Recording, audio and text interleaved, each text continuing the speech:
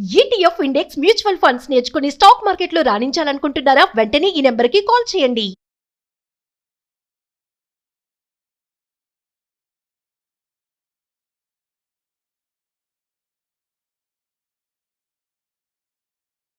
నమస్తే, welcome back to Suman TV. Present మనతో పాటు ఉన్నారు stock market analyst Sundar Rama Reddy గారు.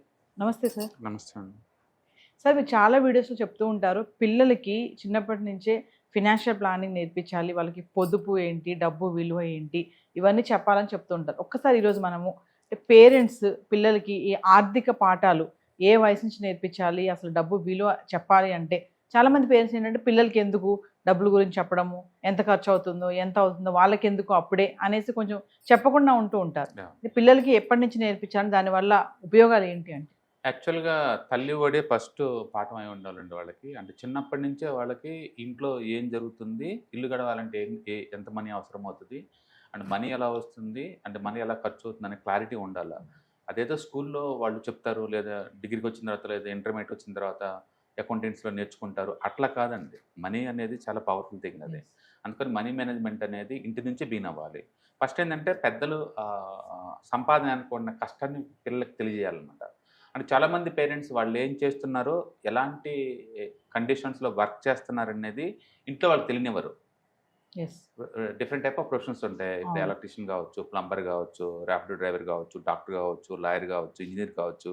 వాళ్ళు ఎలాంటి ఎన్విరాన్మెంట్లో వర్క్ చేస్తున్నారో కిడ్స్కి తెలియదు. వాళ్ళకి తెలియకుండా ఎందుకులే మన కష్టార్జితం వాళ్ళకి తెలియటం అనుకుంటారు. బట్ వాళ్ళకి తెలియాలి కదా, మనం ఎంత కష్టపడితే ఆ అమౌంట్ వస్తుంది అనేది. ఎవరైనా రైతు కూలి ఉన్నాడు అనుకో, రోజుకి 8 గంటలు ఎండకి ఎండి వానకి తడుచుకుంటూ కష్టపెడితే వచ్చే డబ్బు అది. ఆ డబ్బు ఎంత కష్టపెడితే వచ్చిందని తెలిస్తే కదా పిల్లలు జాగ్రత్తగా ఖర్చు పెట్టేది. ఖర్చు పెట్టడం చాలా ఈజీ.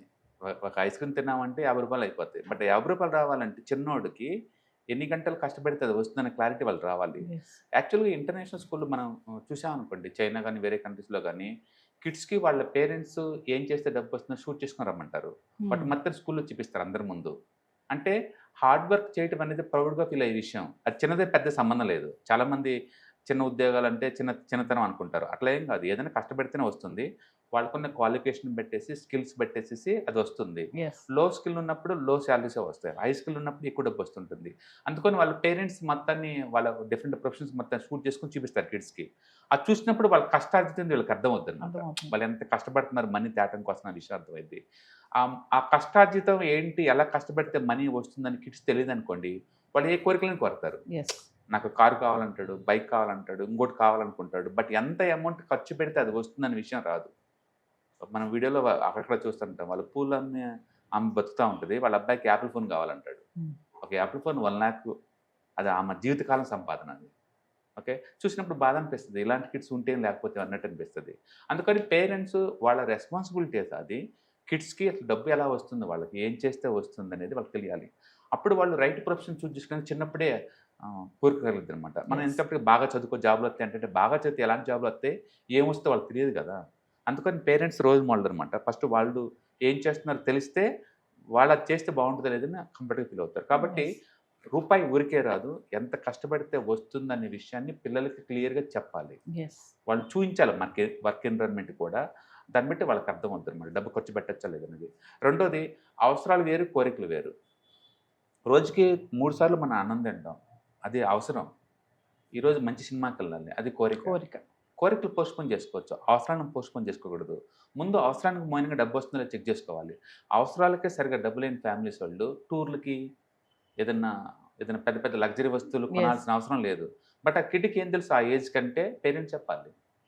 పేరెంట్స్ వాళ్ళకి వచ్చే ఇన్కము, ఆ ఇన్కమ్ దేనికి ముఖ్యమో, ఇప్పుడు ఈరోజు దాచుకుంటే రేపు దాన్ని దేనికి పనికి వస్తుందో క్లారిటీ ఉండాలి. డిఫరెంట్ లెవెల్ ఇన్కమ్ ఉంటుంది సొసైటీలో. కొంతమంది బేసిక్ నీడ్స్ కోసం స్ట్రగుల్ అవుతూ ఉంటారు. అండ్ ఫుడ్ కావచ్చు, క్లోత్స్ కావచ్చు, షెల్టర్ కావచ్చు, వీటికి బేసిక్ నీడ్స్కి అల్లాడిపోతుంటారు. కొంతమంది ఇవన్నీ మించి మంచి కంఫర్ట్గా బతకడానికి ఇన్కమ్ వస్తుండొచ్చు. ఇంకొంతమంది సొసైటీని ఇంప్రెస్ చేయడం కోసం బతుంటారు, అంటే వాళ్ళ దగ్గర మంచి ఇన్కమ్ ఉంటుంది అనమాట. అట్లా ఒక్కొక్క స్టేజ్లో ఒక్కొక్కరు ఉంటా ఉంటారు అనమాట. మనం ఎలాంటి స్టేజ్లో ఉన్నారు మన కిడ్స్ చెప్తే దాన్ని బట్టేసి వాళ్ళు కూడా ఇది మనకు అవసరమా లేదా పోస్ట్పోన్ చేసుకుంటారనమాట. అంటే చాలామంది మేము టూర్లు వెళ్తామని బలంగా పెడతా ఉంటారు. వాళ్ళకి తెలియదు ఆ డబ్బులు రావడం కోసం పేరెంట్స్ ఎంత ఎక్స్ట్రా వర్క్ చేయాల్సి వచ్చింది అనే విషయం అనమాట. కాబట్టి వాళ్ళకి చిన్న వయసులోనే అంటే నెససరీ ఏంటి, అన్నెసరీ ఏంటి, ఏటిని పోస్ట్‌పోన్ చేసుకోవచ్చు, ఏటి పోస్ట్‌పోన్ చేసుకోవాలో అర్థం కావాలి. కొన్ని రావాలంటే కొన్ని కోరికలు వదిలేయాలనే విషయం వాళ్ళకి క్లారిటీ ఉండాలి. యెస్. నీకు ఇది కావాలంటే ఇది వదిలేయాలి నువ్వు. నీకు ఎక్స్ట్రా మనీ కావాలంటే రోజుకి అరగంట, గంట వర్క్ చేయాలి. ఇట్లా వాళ్ళకి అప్పుడు కష్టం విలువ వాళ్ళకి తెలుస్తుంది. మనీ ఎలా వస్తుందో వాళ్ళకి క్లారిటీ ఉంటుంది. మనీ మీద ఒక ఒపీనియన్ ఫార్మ్ అవుద్దనమాట వాళ్ళకి. అది. అండ్ మూడోది వాళ్ళు పెద్దల నుంచి నేర్చుకుంటారు. మనం ఏం చేస్తే మన రోల్ మోడల్‌ని యాజిటీగా తీసుకుంటారు. మనం 24 గంటలు సినిమాలు చూసుకుంటే వాళ్ళ సినిమాలు చూడొద్దు అంటే అట్లా కుదరదు. నువ్వు సర్ప్రైజ్ అని చెప్పేసి అవి ఇవి కొనుక్కుంటూ తీసుకొచ్చి ఇంటికి వాళ్ళు రేపొద్దున తెసరి అవ్వద్దంటే ఊరుకోదు. వాళ్ళు జొమాటోలో, స్విగ్గీలో నిరంతరం పేరెంట్స్ ఆర్డర్ ఇస్తున్నారు అనుకోండి, అంటే కిడ్స్ కూడా అలవాటు పడతారు. వాటికి అలవాటు పడతారు. అందుకని ముందు మన బిహేవియర్ రైట్‌గా ఉండాలన్నమాట. మనం ఫైనాన్షియల్ కాన్షియస్‌గా ఉన్నాం అనుకోండి, మనీ గురించి డిస్కస్ చేస్తూ రేపు గురించి అండ్ కాంపౌండ్ ఇంట్రెస్ట్ గురించి, సింపుల్ ఇంట్రెస్ట్ గురించి, ఎస్ఎఫ్ఈ క్యాలిక్యులేటర్ గురించి ఇలా మాట్లాడుకున్నప్పుడు న్యాచురల్‌గా కిడ్స్ కూడా వాటిని డూప్లికేట్ చేయడానికి ట్రై చేస్తుంటారు. కాబట్టి మన బిహేవియర్‌ని వాళ్ళు డూప్లికేట్ చేస్తారు. అందుకని మనం ఫస్ట్ అంటే ఫైనాన్షియల్ కాన్షియస్‌గా ఉండాలి. అంటే ఫైనాన్స్ ఫ్రీడమ్ కోసం ఏం చేయాలో మనకు క్లారిటీ ఉండాలి. అంటే చిన్నప్పటి నుంచి కిడ్స్‌ని మన డెసిషన్ మేకింగ్ ఇన్వాల్వ్ చేయాలి. సపోజ్ ఇంట్లో ఒక బర్త్‌డే పార్టీ జరుగుతుంది. ఎంత బడ్జెట్? అంతే బడ్జెట్ ఎందుకు పెట్టుకోవాలి? ఎందుకంటే మనకు అఫోర్డబిలిటీ అంతే ఉంది కాబట్టి. ఇప్పుడు ఆ బడ్జెట్‌లో ఏమేమి తేవచ్చు? ఎంత ఖర్చు పెట్టొచ్చు? ఎంత ప్లాన్ చేసుకోవచ్చు? ఎంత సేవ్ చేసుకోవచ్చు? ఇట్లా కిడ్స్‌ని కూడా ఇన్వాల్వ్ చేస్తుందంటే వాళ్ళకి ప్లానింగ్ అలవాటు అవుతుంది. ఈరోజు ఇంత చిన్న చిన్న కిట్టి పార్టీకి ప్లానరే రేపొద్దున పెద్ద పెద్ద ప్రాజెక్ట్‌కి ప్లానర్ కావచ్చు. బట్ ఈ డెఫినెట్‌గా ఈ బేసిక్స్ ఉపయోగపడతాయి అనమాట. అందుకని స్కూల్ నేర్పుతారు, స్కూల్‌లో అన్నీ తెలుసుకుంటారు అనే బదులు ఇంట్లో పేరెంట్సే వాళ్ళ డెసిషన్ మేకింగ్‌లో పార్ట్‌నర్ చేసేసి అసలు మనీ ఎలా వస్తుంది? ఎలా పోతుంది? బడ్జెట్ ఎలా క్రియేట్ చేస్తున్నారు? ఎలా సేవింగ్ అవుతుంది? ఎక్కడ ఇన్వెస్ట్ చేస్తున్నారు? ఇన్వెస్ట్ చేయడం వల్ల ఫ్యూచర్‌లో అండ్ ఫైనాన్షియల్ ఫ్రీడమ్ ఎలా వస్తుంది? అండ్ మనీ రావాలంటే హ్యూమన్ క్యాపిటల్ గాని వర్క్ చేయాలా? లేకపోతే మనీ అసెట్ క్యాపిటల్ అని వర్క్ చేయాలా? హ్యూమన్స్ ఏముంది 25లో జాబ్ వస్తే 60లో జాబ్ తీసేస్తారు. బట్ అదే అసెట్‌లో వర్క్ చేస్తా ఉంటే నిరంతరం జీవితకాలం తరతరాలు మనీ వస్తూనే ఉంటుంది కదా! ఈ విషయాలు క్లియర్‌గా మనం చెప్పగలగాలి వాళ్ళకి. అందుకని పేరెంట్సే బెస్ట్ ఎడ్యుకేటర్ అయి ఉండాలి. అండ్ కిడ్స్‌కి నేర్పాలి. పొదుపు అంటే ఏంటి? ఇన్వెస్ట్‌మెంట్ అంటే ఏంటి? ఎక్కడెక్కడి నుంచి వస్తుంది? అంతే తప్ప రిస్క్ అని చెప్పేసి అది చేయకూడదు, ఇది చేయకూడదు ఇలా కాదు. చేస్తే ఏమవుతుంది క్లియర్‌గా చెప్పేసి దాంట్లో ఉన్న ప్రో అండ్ కాన్స్ కనుక డిస్కస్ చేస్తే గనుక డెఫినిట్‌గా కిడ్స్ కూడా అలవాటు అవుతారు. కానీ మన సంపాదన చెప్పకుండా వాళ్ళ అంతిమ కోరికలు తీర్చుకుంటా పోతుంటే అది వాళ్ళ రైట్స్ అనుకుంటారు. అంటే చాలామంది నాకు అది కావాలి, ఇది కావాలి డిమాండ్ చేస్తారు. ఎందుకంటే వాళ్ళకి ఇంట్లో కండిషన్ తెలీదు. మనం కిడ్స్‌ని మూర్ఖంగా అనుకుంటాం. కాదు, పేరెంట్స్ మూర్ఖులు అక్కడ. అంటే వాళ్ళకి సరిగ్గా చెప్పకపోవడం వల్ల. మరి వాళ్ళకి ఎలా తెలుస్తుంది? Yes. మేము ఆఫీస్‌కెళ్ళి వర్క్ చేసి వస్తున్నాం అనుకోండి. ఇంట్లో వాళ్ళకి మేము ఏ ఎన్విరాన్మెంట్‌లో వర్క్ చేస్తున్న విషయం వాళ్ళకేం తెలుస్తుంది? మేము చెప్తేనే కదా! యెస్. ఏ ఎన్విరాన్మెంట్, ఎంత స్ట్రెస్ ఎన్విరాన్మెంట్‌లో వర్క్ చేస్తుంది, మనకి ఎంత వస్తుందో తెలిస్తేనే కదా వాళ్ళు ప్లాన్ చేసుకున్నది. ఏం చెప్పకుండా మీకెందుకులే అన్నాం అనుకోండి, వాళ్ళ ప్రపంచంలో వాళ్ళు వేరేలాగా అనుకుంటారు కదా! అందుకని ఫైనాన్షియల్ స్టేటస్ ఏంటో ఫ్యామిలీ అందరూ తెలియాలి.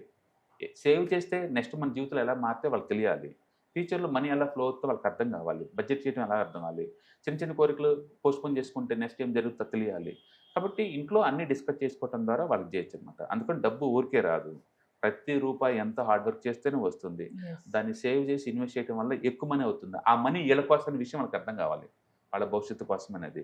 మంచి ఎడ్యుకేషన్ ఎందుకు వాళ్ళకి తెలిస్తేనే కదా చదువుకునేది. నువ్వు పొద్దున చదువు అంటే చదవరు.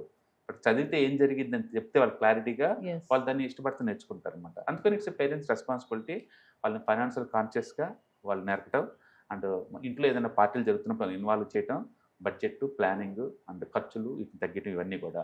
అందుకని స్కూల్‌లో నేర్పుతారు అనే బదులు పేరెంట్సే ప్లాన్‌గా ఉంటే కనుక డెఫినెట్‌గా పిల్లలందరూ కూడా ప్లానింగ్ అవుద్దనమాట.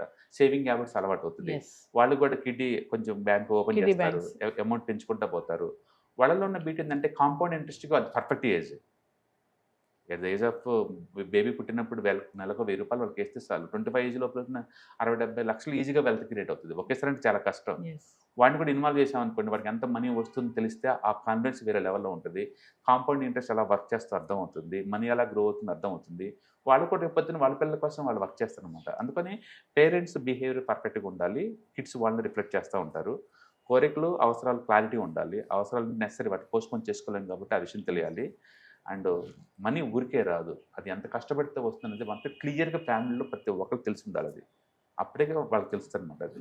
కాబట్టి ఇవన్నీ చేయడం ద్వారా పిల్లలందరికీ ఇంట్లో కండిషన్స్ అర్థమవుతాయి. మనీ ఎలా వస్తుందో తెలుస్తాయి. మనీ ఎలా పోతుందో అర్థమవుద్ది. ఇంట్లో కండిషన్ తగ్గట్టు బిహేవ్ చేస్తారు. గొంతుమ కోరికలు ఏమి కోరకుండా ఇంట్లో తగ్గట్టు ఉంటారన్నమాట. హాయ్, మీరు స్టాక్ మార్కెట్‌కి కొత్త లేదా మీరు మార్కెట్‌లో ఉన్నా సరే మనీ మేక్ చేయడం టఫ్‌గా ఉందా?